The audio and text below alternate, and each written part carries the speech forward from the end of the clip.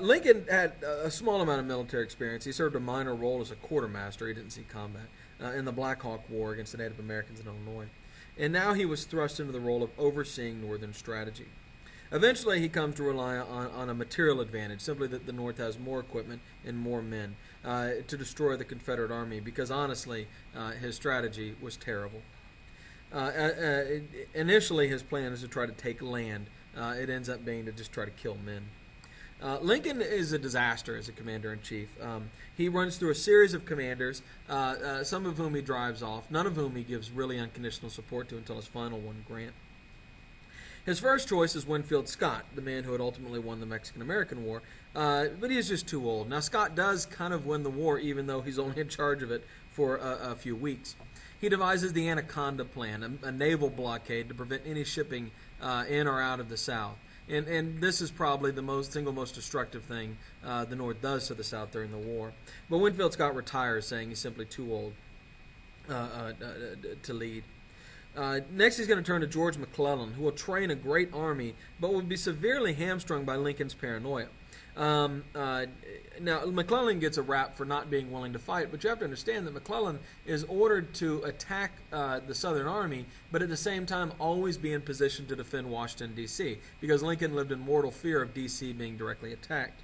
And so McClellan is essentially kept on a tether, which really short-circuits most of the things he tries to do. And occasionally Lincoln will actually show up where McClellan's army is in the field and start giving McClellan specific orders on what to do. And quite frankly, Lincoln didn't know what he was doing. McClellan is replaced by Halleck, who's just a complete incompetent.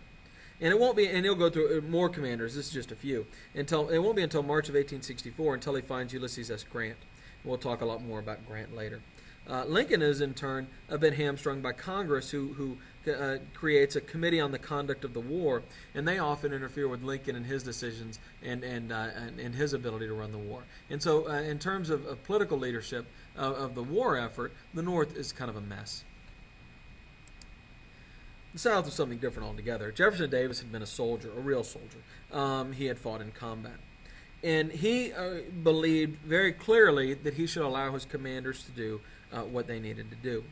By 1862, he had found his man, Robert E. Lee, the only man ever to go through West Point with a perfect military record. He was widely agreed by both sides before the war to be the great military man of the age, and that largely turned out to be true.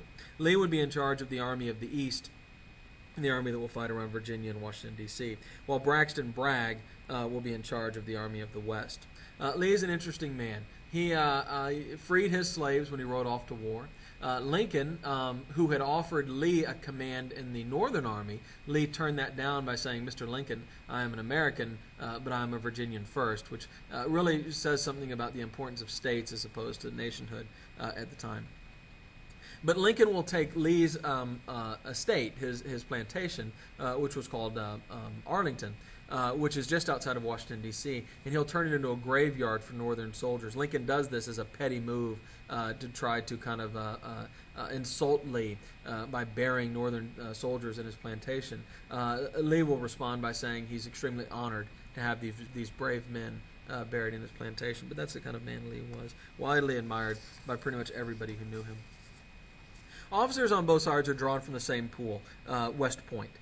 Pretty much all these guys went to West Point, the high-level command anyway, and they were all friends. They studied the same textbooks. They had the same professors. In some cases, you have battles where the commanding generals on either side. There's one battle where they were the best man in each other's weddings. So these were people who all knew each other and were very, very close in many circumstances. Amateur officers will play an important role too, and there are some cases where men will rise from basically raw recruits to significant positions in the war. Two that come to mind are Lawrence Joshua Chamberlain of the North and Nathan Bedford Forrest, the great, although despicably racist, Southern cavalry commander. America, the Union, I should say, controlled the sea. They were able to blockade Southern ports and prevent both the sale of cotton and other exports and troop movement. The South, desperate to dislodge the Northern Navy, will resort to new technology. The ironclad will be a normal ship covered in iron. It's pretty simple, right? You see it there. You see how low it sits in the water because of all the iron. The South will invent this, and their first one will be called the Monitor, and it will smash through everything it comes across until the North responds with the Merrimack. And in March of 1862, the two sit in the Potomac River and fire their cannons at each other, but neither is able to hurt the other, and it leads to a draw. But ultimately, the Union Navy will win out, controlling not only the coastline but the rivers as well. The South will actually invent the submarine and the torpedo in a desperate attempt to break the blockade. Neither of them worked very well. Torpedoes actually had to be propelled by people who would swim and then kind of push the torpedo towards the boat and then try to get out of there before it blew up.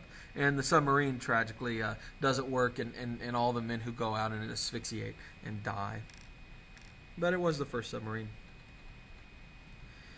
The Secretary of State, that means the chief diplomat of the South, is Judah Benjamin, who incidentally is Jewish. The Secretary of State of the North is William Seward. Benjamin was not dynamic. Seward was. The Europeans liked the Confederate States due to its cotton ties and the desire to create a rival for the U.S., but France was waiting to see which way Britain went. And Britain was hampered because Britain had gotten rid of slavery a long time ago, and there was a significant abolitionist movement in Britain who had already wanted America to get rid of slavery. Britain might have helped the South in the end, but the Emancipation Proclamation made that impossible. The Emancipation Proclamation made it clear that the North was anti-slavery and prevented Europe from getting involved. Unfortunately for the Confederate States, the Europeans had just discovered Egyptian and Indian cotton, and this made American cotton worth less. If the war would have happened maybe 10 years earlier, Europe may have been more interested in helping the South. So this is kind of a bad break, ultimately, for the South. In 1861, the Confederate States, Mason and Slidell, these are two diplomats, are captured off of a British vessel, the Trent, the HMS Trent, by an overzealous Union commander. Lincoln ultimately has to release them and apologize, as Britain is threatening to join the war on the side of the South. Britain does sell 6 warships to the Confederate States, and later the U.S. will sue for damages done by these ships, a case that won't be settled until 1877. But the Trent affair comes probably as close as anything to getting Europe to get involved in the war on the side of the South.